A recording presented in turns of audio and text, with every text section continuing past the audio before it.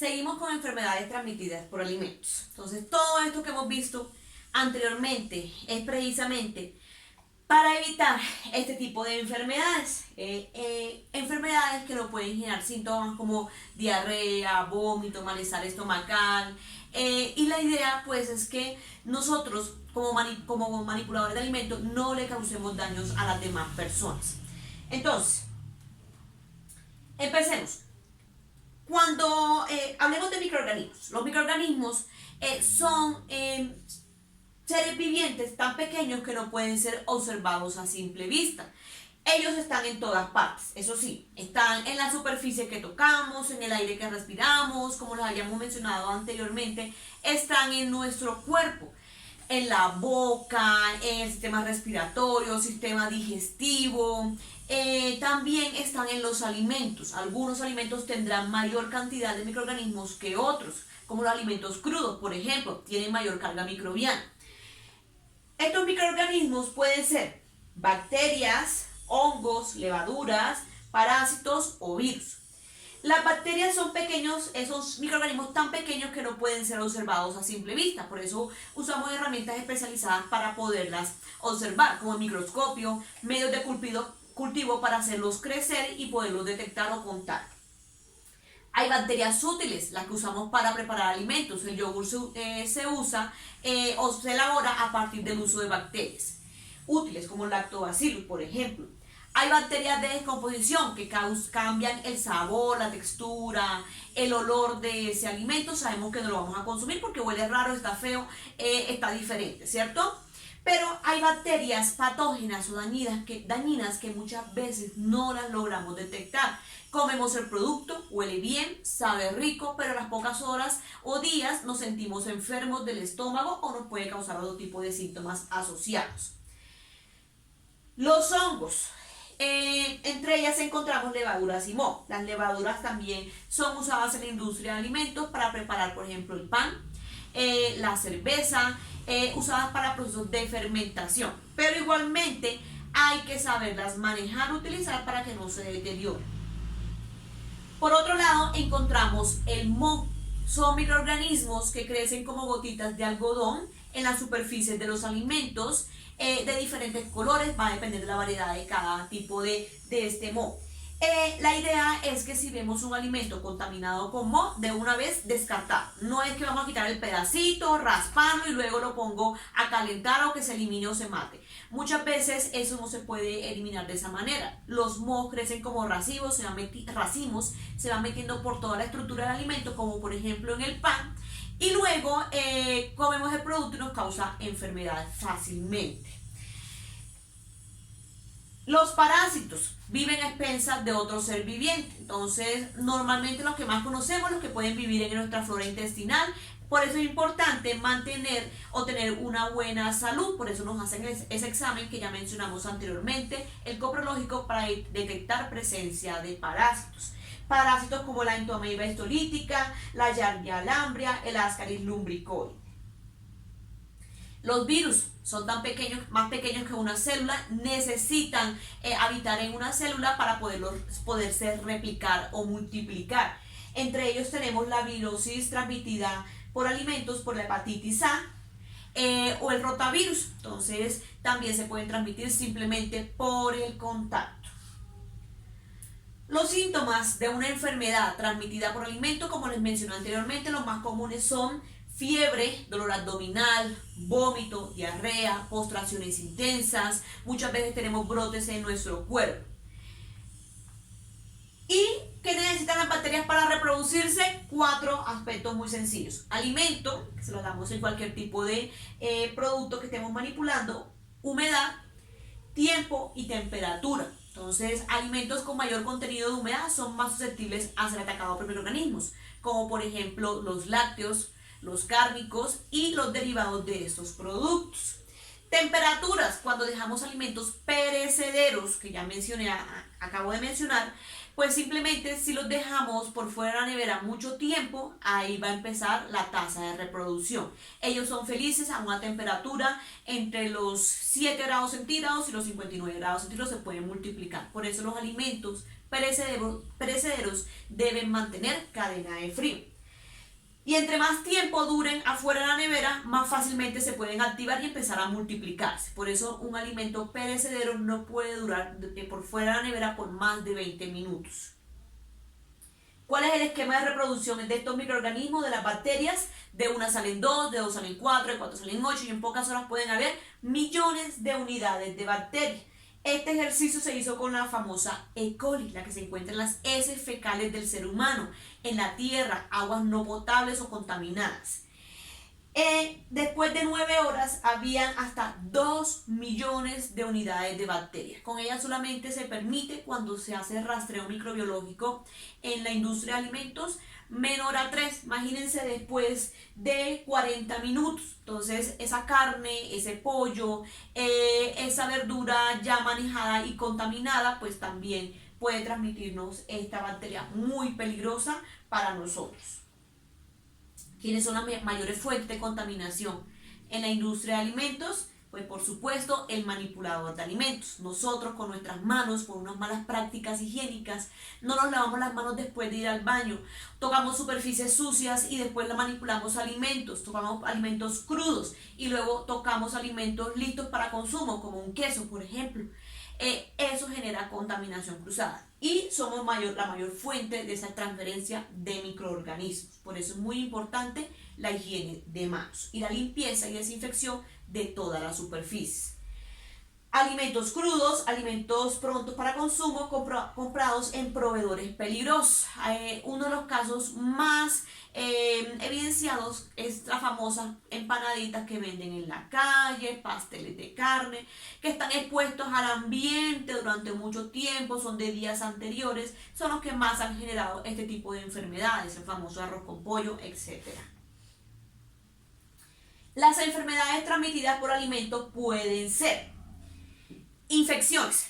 Ocurre cuando consumo el alimento contaminado, llega a mi cuerpo y me genera una enfermedad. Llámese gastroenteritis, cistitis, salmonelosis o la hepatitis tipo A.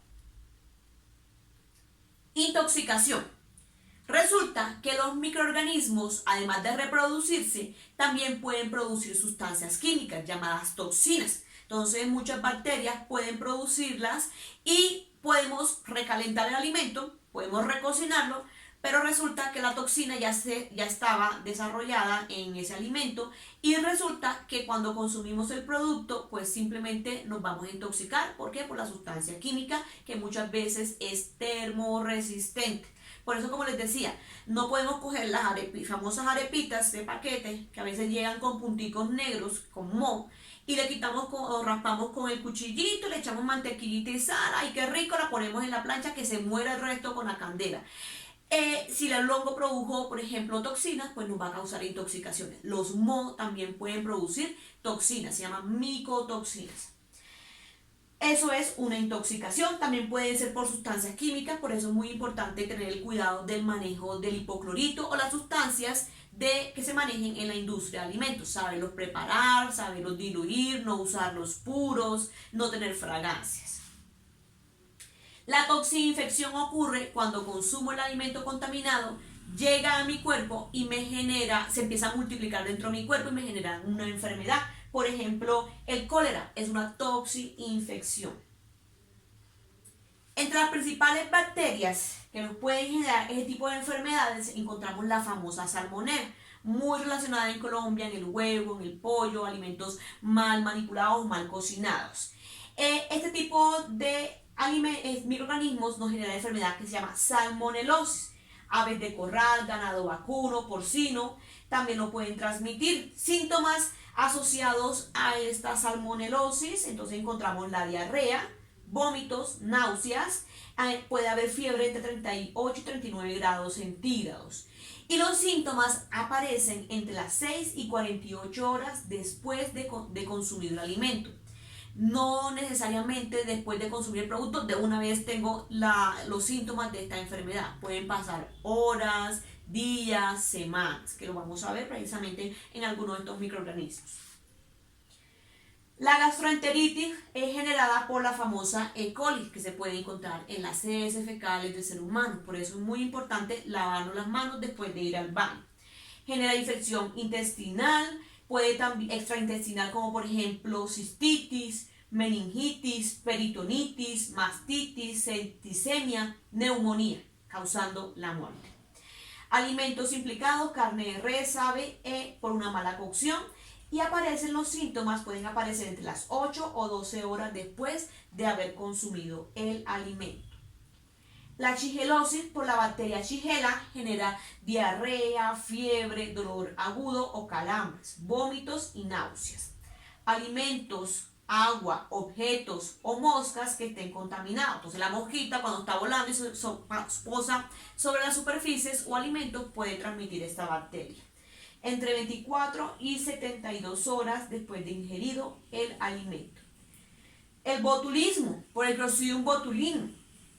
Alimentos implicados: verduras enlatadas en casa, además de productos derivados del cerdo, jamón curado, entre otros, el pescado crudo o ahumado. Síntomas: dificultad para tragar, hablar, debilidad progresiva, vómito, náuseas, dolor abdominal, dificultad respiratoria, generalmente no presenta fiebre. Puede tener un periodo de incubación de hasta 36 horas después de haber consumido el alimento. Campylobacteriosis por Campylobacter jejuni genera fiebre seguida de náuseas, raramente vómitos, dolor abdominal intenso y calambres. 10 días, genera un cuadro de 10 días después de haber consumido o después de haberse consumido el alimento. Y alimentos implicados como por ejemplo las aves, la leche, el agua.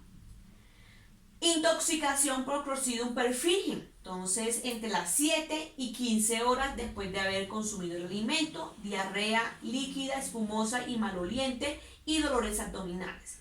Carne vacuna, pollo, salsas cocinadas y no refrigeradas.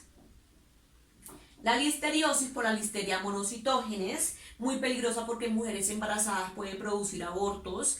El periodo de incubación es muy largo, 5 semanas después de haber consumido el alimento. A veces no nos acordamos que consumimos hacía 2-3 días anteriores, imagínense 5 semanas antes. Produce síntomas como fiebre, dolor de cabeza, náuseas y vómitos.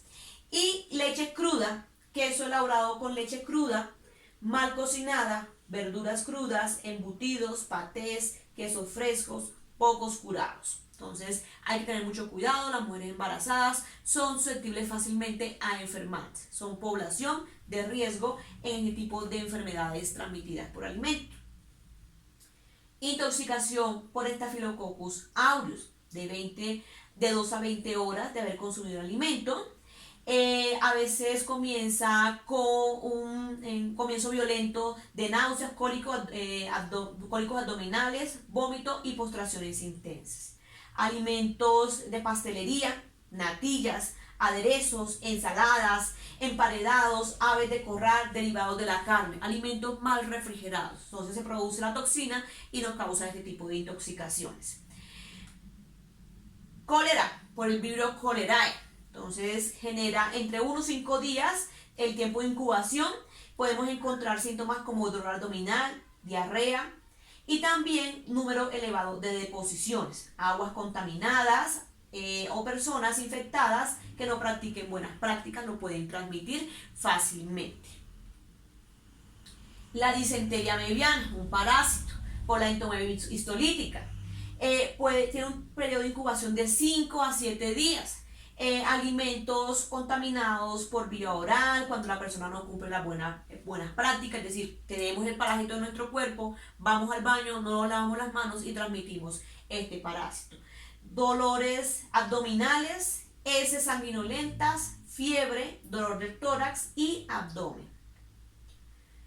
Yardiasis por la Yardia lambria, entre 7 y 10 días. Los parásitos tienen tiempo de incubación largo, mientras se incuban se multiplican. Aguas contaminadas de manantiales, arroyos, piscinas, lagos. Por eso es muy importante no consumir aguas de esta zona porque pueden tener la presencia de parásitos. Diarrea repentina de forma pastosa o líquida, amarillenta, maloliente, con moco y acompañada por cólicos. También puede haber malestar general. La hepatitis A, por el virus de la hepatitis A, ya lo hemos mencionado varias veces, de 2 a 6 semanas después de estar expuesto al virus, aguas contaminadas o alimentos contaminados por heces, frutas, verduras, mariscos, hielo, agua son fuentes comunes del virus de la hepatitis A. Suele haber aparición brusca y consistente, dolor en el hipocondrio derecho, ictericia, que es el color amarillo en la piel. Otros síntomas asociados son náuseas, vómito, fiebre, pérdida de apetito, anorexia, fatiga, excremento de color claro o dolor abdominal.